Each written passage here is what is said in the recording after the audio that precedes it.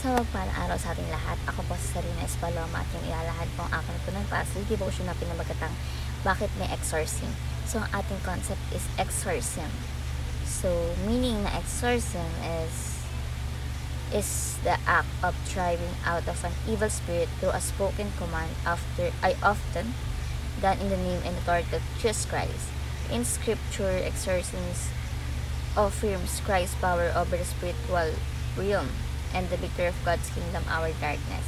So, ang ating scripture is Mark chapter 1 verse 23-27 na sinasabi, Just then a man endures, What do you want with us, Jesus of Nazareth? Have you come to destroy us?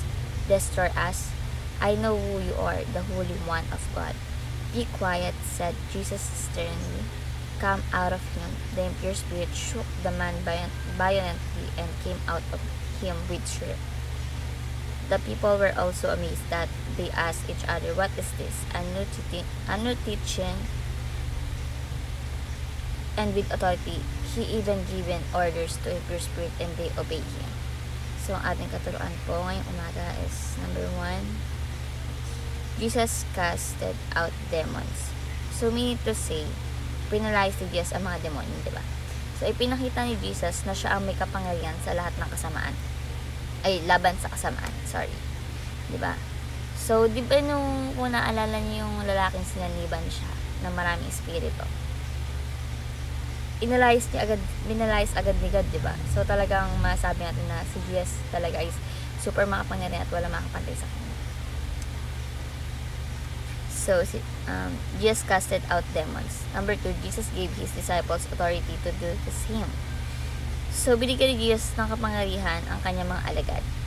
So, pinayagan niya ang mga kanyang mga alagad na magpagaling at magpalayas din naman sa mga elemento or spirito, no? So, Jesus gave his disciples authority to do the same. And last is, Jesus' disciple exorcists in Jesus' name. So, ginamit ng mga alagad ang pangalan ni Jesus Christ sa papalayas or pagpapagaling, diba? So, ang pangalan ni Jesus ang nagbibigay ng kapangyarihan. Kaya kapag kayo, if may words kayo or hindi maganda pa ang pakiramdam nyo, said nyo na is in Jesus' name.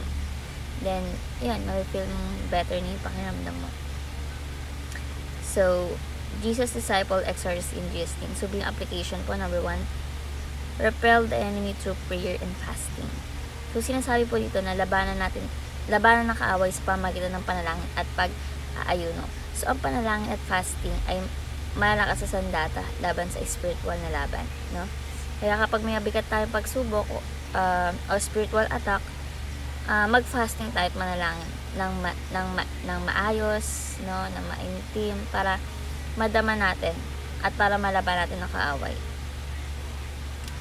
So, repel the enemy through prayer and fasting. Number 2, recognize that Christ has already won and the battle. So, alalahanin na tinalo ni Jesus Christ ang kalaban, di ba? Wala nang panalo si Satan kapag nasa panigatan ng tagumpay ni Jesus Christ, di ba? So, tayo sa halip na matakot, manalig tayo na natapos na ng laban ni Jesus Christ sa kasamaan. So, recognize that Christ has already won the battle. And lastly is rejoice that you belong to Jesus Christ. So, magdiwang tayo dahil kay Jesus Christ tayo kabilang, no? Ang pagiging kay Jesus ay seguridad laban sa kasamaan. Secure tayo kapag naki-Jesus tayo, no?